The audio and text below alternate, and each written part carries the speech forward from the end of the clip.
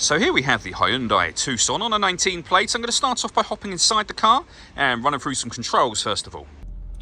Okay, now that we're inside the car, we're going to start with the dials. Over on the left-hand side, we have the rev counter and coolant temperature gauge. And on the right-hand side, the speedometer and fuel gauge.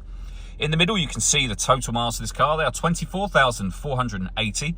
Above that, we have a digital readout for the speedometer.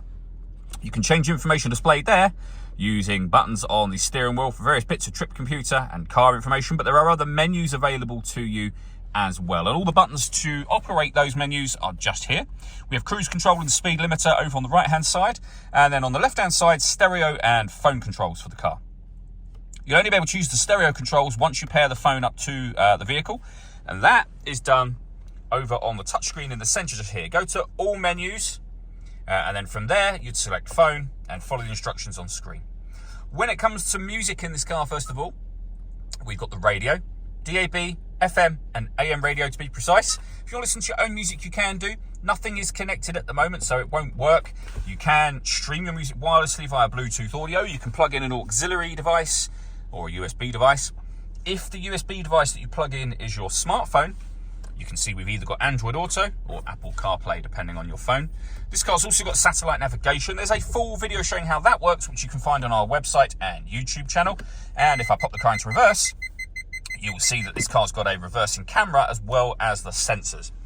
Working our way down, we have dual zone climate control. So you can adjust the passenger temperature and driver temperature. You can increase and decrease the fan speed. You can determine what direction you'd like the air to be distributed in once it enters the car. The air conditioning is on at the minute, that's off, back on again, or hit auto. The car will now maintain those temperatures by taking full control of the fan speed for you. You can override that at any time you wish to and put it back on your own settings here. You can recirculate the air that's in the car.